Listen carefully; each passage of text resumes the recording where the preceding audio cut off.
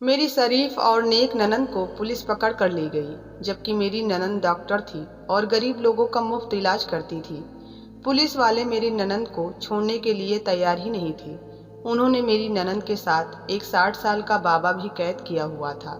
मैं अपने पति के साथ थाने गई तो पुलिस वाले हमें एक कमरे में ले गए और जैसे ही उस कमरे की लाइट ऑन की कि मेरा दिल फट गया, क्योंकि मेरी ननंद ने तो मेरा नाम दिशा है। शादी के बाद मैं अपने पति के साथ दूसरे शहर में रहा करती थी और मेरे ससुराल वाले दूसरे शहर में रहते थे। मैं कभी कभी उन लोगों से मिलने जाया करती थी। मेरे पति का अपना कारोबार था। वो कारोबार में अक्सर इतना बिजी रहते कि अपने घर वालों को भी याद नहीं कर पाते थे।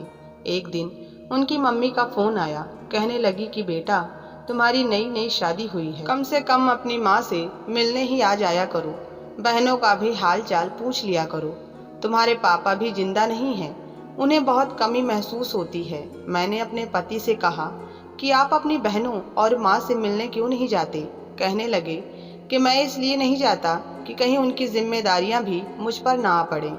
मैंने अपनी बहन को पढ़ाया, डॉक्टर बनाया, यहाँ तक कि अब उसकी एक अस्पताल में नौकरी भी लग गई है। अब मेरी जिम्मेदारियां पूरी हो चुकी हैं और वैसे भी मैं कब तक उनके साथ रहूंगा। मेरा दिल चाहता है कि मैं अपनी एक जिंदगी बनाऊं और कुछ समय सिर्फ खुद पर ही ध्यान दूं। मैं उनकी बात समझ गई थी। आज बार बार फिर मेरी सास का फोन आ रहा था। आखिरकार हमने गांव जाने का फैसला किया।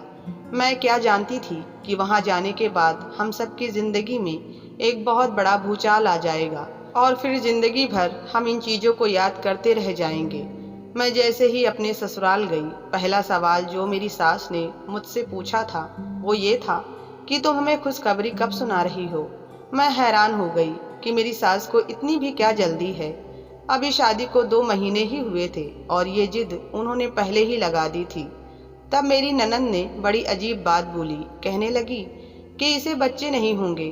अरे चुप हो जा, भगवान न करे कि ऐसा कुछ हो। देखना मेरी बहू को नेक औलाद होगी, मेरी सास ने बड़ी शराफत से कहा। पर ननंद कहने लगी कि जब तक ये वो बर्फी नहीं खाएगी तब तक हमें खुशखबरी नहीं मिलेगी। मेरी सास ने उसे चुप रहने का इशारा किया, लेकिन मैं समझ गई थी कि अनिका कुछ खास बात कहना चाहती थी। शाम का वक्त हुआ, सब लोग चाय पीने में लगे थे। मैंने देखा कि अनिका नया कपड़ा पहने हुए है। मुझे शक हुआ कि वह कहीं बाहर जाने की तैयारी कर रही है। वह मुझे मुस्कुराते हुए कहने लगी, भाभी, मैं सिर्फ बर्फी लेने के लिए पास वाली बेकरी में जा रही हूँ। वहाँ से जाकर बर्फी लाऊंगी, आप लोग भी खाएंगे तो बहुत मजा आएगा। मैंने कहा, हाँ, मगर मैं मीठा नहीं खाती। चलो कोई बात नहीं, तुम बाकियों के लिए ले आओ। नहीं भाभी, आपको बर्फी तो खानी ही पड़ेगी। ये कहकर वो तेजी से घर से निकल गई। मेरी सास उसे अफसोस से जाता देखती रही। लगता था कि उनको भी यह बात अच्छी नहीं लगी, लेकिन वह अपनी बेटी के हाथों मजबूर थी। अब मेरे सामने उनकी बुराई तो नहीं कर सकती थी, इसलिए खामोशी से बैठ गई। तकरीबन 2-3 घंटे हुए होंगे कि ननंद घर वापस आ गई। आते ही उसने मेरे मुंह में बर्फी ठूसने की कोशिश की। कहने लगी, भाभी, ये खास बर्फी मैं आपके लिए लेकर आई हूँ। ये बर्फी रमन साहब जी बनाते हैं। रमन साहब हमारे जानने वाले हैं, उनके हाथ की बर्फी बहुत मशहूर है। मेरी सास ने हाथ आगे बढ़ाते हुए बर्फी उठाने की कोशिश की। तभी मेरी ननंद उनको टोकते हुए बोली, मम्मी, आपको ये बर्फी खाने की जरूरत नहीं है, आपकी उम्र नहीं है। मेरी ननंद ने आंखों से इशारा करते हुए कहा, मम्मी, मैं ये सिर्फ भाभी के लिए लेकर आई हूँ और कोई इन बर्फियों को हाथ भी नहीं लगाएगा। मैं फ्रिज में रख देती हूँ, भाभी आप बाद में खा लेना। मैं बड़ी चालाक थी। जिंदगी भर मैंने किसी पर पूरी तरह भरोसा नहीं किया था। मैं हमेशा खुली आंखें रखती थी ताकि अगला बंदा धोखा देना चाहे भी तो दे न सके। मैं सुबह उठी, पूजा करने के बाद मैंने किचन में जाकर एक चक्कर लगाया, कुछ खाना खाया और उसी दिन व्रत रखने का ढोंग बना लिया। मैंने अपने पति को भी बता दिया कि आज मेरा व्रत है। मैं हफ्ते में कभी कभी व्रत रखती हूँ, इन्हें रखने से पुण्य मिलता है। सुबह उठते ही सब लोग नाश्ते की मेज पर आ गए। मैं अपने कमरे में ही बैठी रही। सब लोगों ने नाश्ता किया, तब किसी को मेरी याद नहीं आई। तकरीबन नाश्ते के 10 मिनट बाद अनिका मेरे कमरे में आई। आते ही कहने लगी, अरे भाभी, आप यहाँ पर बैठी हैं, मैं आपको पूरे घर में ढूंढ रही हूँ। तुम मुझे क्यों ढूंढ रही हो? मैंने हैरानी से पूछा। भाभी, आपको तो पता है, रात को मैं आपके लिए बर्फी लेकर आई थी, लेकिन आपने खाए भी नहीं। अब मैं अपने हाथों से वो बर्फी आपको खिलाना चाहती हूँ। उसने बर्फी को मेरे आगे रखते हुए कहा था। मैंने कहा, ये मैं बर्फी नहीं खा सकती, मेरा व्रत है। यह सुनकर अनिका का मुंह बन गया। अच्छा चले, मैं रख देती हूँ, आप व्रत के बाद खा लीजिएगा। उसकी मीठी प्यारी जुबान देखकर मुझे उस पर यकीन तो नहीं आ रहा था, लेकिन मैंने सोचा कि बिना वजह जवाब देने से या लड़ाई करने से अच्छा है कि मैं इस बात को टालती रहूं। दोपहर का वक्त हुआ तो सास ने भी मुझसे पूछ लिया, क्या तुमने अनिका की दी हुई बर्फी खा ली है? मैंने नहीं में सर हिला दिया। नहीं माँ जी, मैंने इसलिए नहीं खाए कि मुझे भूख नहीं थी, और फिलहाल मेरा व्रत है, मैं व्रत के बाद खा लूंगी। मैंने उन्हें भी पूरी तरह विश्वास दिला दिया कि जैसे मुझे वाकई में बर्फी खानी है। मैं अपने कमरे में बैठी हुई थी। मुझे अनिका ने आवाज़ देकर बाहर बुलाया। मैं समझी कि अब फिर से उस बर्फी का जिक्र करेगी, लेकिन मैंने देखा वो बाहर एक लड़की के साथ बैठी बातें कर रही थी। मुझे देखते ही कहने लगी, भाभी, मुझे आपसे ज़रूरी काम था, इसलिए आपको बुलाया है। ये ऊषा है, ये काफ़ी दिन से मुझसे रमन साहब की बेकरी की बर्फी मांग रही थी, लेकिन मेरे पास वक्त नहीं था। अगर आप इजाज़त दें तो मैं आप वाली बर्फी इनको लाकर दे दूं, क्योंकि इनकी मजबूरी है। इनकी शादी को 3 साल हो गए हैं, लेकिन अभी तक औलाद नहीं हुई। ये कब से मेरी मिन्नतें कर रही थी कि मैं उसे ये बर्फी लाकर दे दूं, ताकि इनकी गोद भर जाए। ये सुनकर मैं परेशान हो गई। मतलब ये बर्फी क्या औलाद के लिए दिए जाते हैं? मेरी बात सुनकर मेरी ननद हंस पड़ी, मुझे गले से लगाया और बड़ी ही अजीब अंदाज में बोली, हाँ भाभी, मैं आपसे इसीलिए कह रही थी कि आप भी ये बर्फी खा लें। मेरी सास दरअसल एक अच्छी औरत थी, मगर ननद बहुत तेज थी। वो लड़की ऊषा बर्फी लेने के बाद घर से चली गई। मेरी सास और ननद को दुआएं भी देने लगी। जब मैं अपने कमरे में गई तो पति के तेवर बदले हुए थे। मुझे देखते ही कहने लगी कि मुझे तुमसे ये उम्मीद नहीं थी। मैं हैरान हो गई कि मेरे पति को अब आखिर कौन सी बात बुरी लग गई। मैंने तो ऐसा कुछ कहा भी नहीं था। वो कहने लगे कि मैंने सोचा था कि मेरी बीवी पढ़ी लिखी है, एहसास करने वाली होगी, लेकिन तुमने तो आते ही मेरी बहन का दिल तोड़ दिया। कम से कम वो बर्फी लेकर खा लेती। वो बेचारी कल रात से लेकर घूम रही है, तुम्हें उसका दिल दुखाना नहीं चाहिए था। मैंने कहा, ऐसी तो कोई बात नहीं है, बस मैं मीठा नहीं खाती हूँ। अगर वो कुछ और देगी तो मैं ज़रूर खा लूँगी।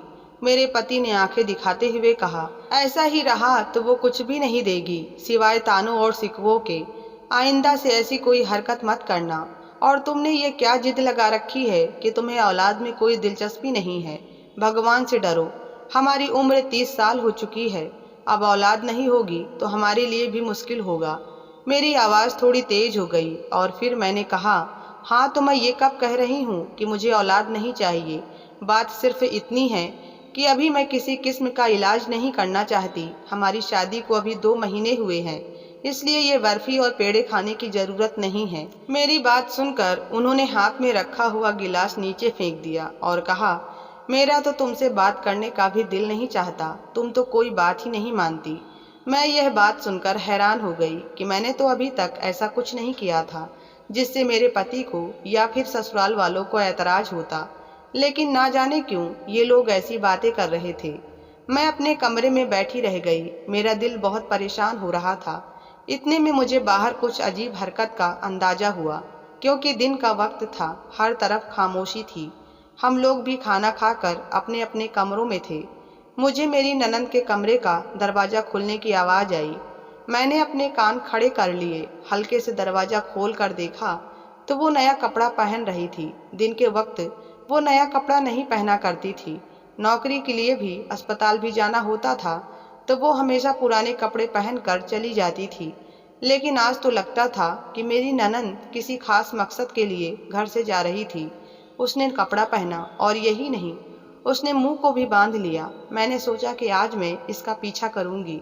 फिर वो फ्रिज के अंदर देखने लगी। फ्रिज में कुछ नहीं रखा था। उसने इधर उधर देखा और खाली हाथ अपने घर से निकल गई। मैं उसके पीछे पीछे ही चल पड़ी थी और उसका पीछा करने लगी। वो थोड़ी दूर जाकर रुक गई। वो बड़ी होशियार थी। उसने पीछे मुड़कर देखा तो मैं एक ट्रक के पीछे छुप गई। मैं उसे अंदाजा नहीं होने देना चाहती थी कि मैं उसका पीछा कर रही हूँ। वो वाकई बेकरी की तरफ जा रही थी। मेरा शक यकीन में बदल चुका था। मेरी ननंद पता नहीं क्यों उस बेकरी में जाती थी। पहले तो शाम के वक्त जाया करती थी, मगर आज उसने दोपहर के वक्त ही ये काम करना शुरू कर दिया। मैं हैरान थी। मैंने देखा कि उसने बेकरी में से कोई चीज नहीं खरीदी, बल्कि वो बेकरी के अंदर सीधा एक और कमरे में घुस गई। मैं उसे देख रही थी।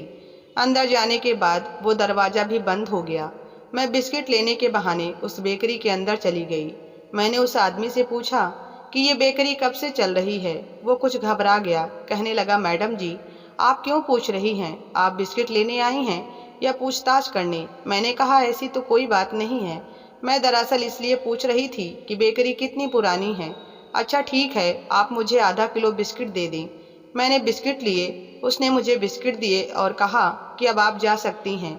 यहाँ फिजूल में मत खड़ी रहो। मैं भी अपने धुन की पक्की थी। मैं साथ वाली दुकान पर बैठ गई। मैंने उस आदमी को 100 रुपए दिए और कहा कि मुझे यहाँ कुछ देर बैठने दो, मैं बहुत दूर से चल कर आई हूँ और थक गई हूँ। वो कहने लगा, आप ऐसे ही बैठ जाइए, मुझे पैसों की ज़रूरत नहीं है। मुझे वहाँ बैठे हुए आधा घंटा गुजरा था कि साथ वाली दुकान का शीशे वाला दरवाज़ा खुला और मेरी ननंद बाहर आई तो मैंने देखा उसने हाथ में कुछ छुपा रखा था। मुझे हैरत हुई और जिज्ञासा भी। मैं अब दोबारा उसके पीछे पीछे चल पड़ी। वो हाथ में कुछ छुपाए इधर उधर देखती रही। फिर एक जगह रुककर उसने वो पोटली खोली। मैं तो हैरान रह गई। मुझे तो यकीन नहीं था कि मेरी ननंद इस कदर पहुंची हुई चीज है। आखिर ऐसा कैसे हो सकता है? वो तो वहां पर खुद खरीदारी करने गई थी, फिर इतनी बड़ी बात कैसे मुमकिन है? मुझे अपनी आंखों पर यकीन नहीं आ रहा था। मैं उसकी हकीकत जान चुकी थी। सो मैं तेज तेज चलती हुई घर के अंदर आ गई। तकरीबन 5 मिनट के बाद मेरी ननंद घर में आई। मेरी सांस फूली हुई थी क्योंकि मैं तेज तेज चल कर आई थी। वो मुझे देखकर हैरान रह गई और बोली कि भाभी, आप इस वक्त आंगन में क्या कर रही हैं? आपको अपने कमरे में होना चाहिए, बल्कि आपको आराम करना चाहिए। खैर, मैं अंदर कमरे में चली गई। अभी 2 मिनट ही गुजरे होंगे कि दरवाजे पर जोर जोर से खटखटाहट होने लगी। मैं अपने कमरे में छुपकर बाहर का मंजर देख रही थी। मेरी ननंद ने जैसे ही दरवाजा खोला तो सामने का मंजर हम सब के लिए हैरान कर देने वाला था। मेरे पति और मेरी सास को बहुत बड़ा झटका लगा। उन्होंने देखते ही शोर मचा दिया। हमारे घर के सामने पुलिस के 3-4 सिपाही खड़े थे। मेरी सास ने पूछा कि आप लोग क्यों आए हैं? उन्होंने आगे बढ़कर मेरी ननंद को हथकड़ी लगा दी। मेरे पति हक्का बक्का पुलिस वालों को देखने लगे। ये लोग किसी औरत के साथ ऐसा कैसे कर सकते हैं? शर्म नहीं आती? बिना वजह मेरी बहन को तंग कर रहे हैं। मेरे पति ने गुस्से में पुलिस वालों से कहा, मगर वो किसी की बात नहीं सुन रहा था। बोला कि आपकी बहन ने बहुत बड़ा जुल्म किया है, इसलिए हम इन्हें पकड़ कर ले जा रहे हैं। मेरे पति ने उन्हें बहुत रोकने की कोशिश की, लेकिन पुलिस मेरी ननंद को लेकर चली गई। हम लोग भागते हुए पुलिस स्टेशन तक गए तो देखा वहाँ पर एक बूढ़ा आदमी भी बैठा हुआ था। उसकी उम्र तकरीबन 60 साल के करीब थी। मेरी ननंद उस आदमी के साथ यूं बैठी हुई थी जैसे उसे काफ़ी समय से जानती हूँ। दोनों आपस में बातें कर रहे थे। मेरी ननंद ने हमें कहा कि तुम लोगों को परेशान होने की ज़रूरत नहीं है, मैं कुछ न कुछ बंदोबस्त कर ही लूँगी, तुम लोग घर चले जाओ। मैं अपनी ननंद की हिम्मत पर हैरान थी। वैसे तो पुलिस वालों को देखकर मेरी जान निकल जाती है, पर मेरी ननंद बड़ी हिम्मत वाली थी। उसने अभी भी डॉक्टर वाला कोट पहन रखा था। वो जेल चली गई। मेरा पति मेरी मिन्नत करने लगा। बोला, जाकर अपने मामा से कहो वो मेरी बहन की जमानत करवा दी। मेरे मामा एक थाने में एसपी थे, लेकिन वो थाना तो यहाँ से काफी दूर था। मेरे पति ने फिर मुझसे कहा कि तुम अपने मामा से कहो कुछ करें, उनके संपर्क तो होंगे यहाँ पर। मेरी बहन जेल जाएगी तो कौन उससे शादी करेगा? बेचारी की शोहरत खराब हो जाएगी। मैंने अपने मामा को फ़ोन किया और उनको सारी बात बताई तो वो कहने लगे कि ठीक है, वह कुछ करते हैं, तुम लोग परेशान ना हो, शाम तक का वक्त दो। उन्होंने मुझे दोबारा फ़ोन किया। कहने लगे कि अपने पति से कहो कि मेरे साथ उस थाने में चलें, मैं उनकी बहन की जमानत करवा कर घर ले आऊँगा। फिर वो दोनों थाने चले गए। मेरी ननंद वापस घर आ गई। वो घर आकर अपने कमरे में छुप गई थी। शायद वो बहुत शर्मिंदा थी। हम में से किसी के साथ भी कोई बात नहीं कर रही थी। आज उसका डॉक्टरी वाला लाइसेंस कैंसिल हो गया था। मैं अपने पति को देखकर खुद भी परेशान हो गई थी। मैंने कहा कि ऐसा क्या हुआ है जो आपकी बहन को थाने जाना पड़ा? कहने लगे कि वह जब से मेडिकल की फील्ड में आई थी, लोगों की सेवा करने के लिए ही आई थी। लेकिन तुम्हें तो पता है, अच्छे बुरे लोग हर जगह होते हैं। रमन नाम के इस माफिया के लीडर ने पहले मेरी बहन को नशे की लत लगाई और फिर उसे नशा बेचने पर लगा दिया। और तो और इसने घर के लोगों को भी नशा बेचने की कोशिश की थी। मम्मी भी इसके लाए हुए बर्फी की आदी हो चुकी थी, लेकिन वो बर्फी 1000 रुपए के आधा पाव भी नहीं मिलते थे।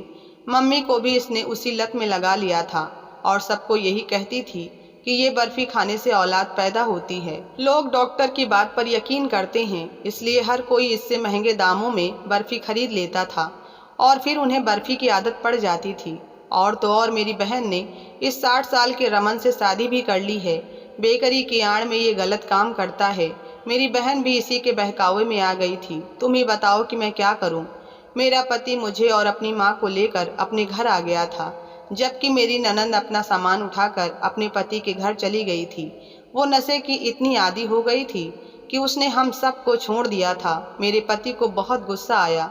उन्होंने अपनी बहन से सारे संबंध खत्म कर लिए। आज इस बात को 5 साल गुजर गए हैं। अपनी सास का इलाज करवा कर नशा से दूर कर लिया है। मेरी ननंद अब इस दुनिया में नहीं है। आज भी उनकी याद करके हमें बहुत दुख होता है। तो आपको ये कहानी कैसी लगी, कृपया कमेंट में ज़रूर बताएं। पसंद आई हो तो वीडियो को लाइक और चैनल को सब्सक्राइब करना ना भूलें। धन्यवाद।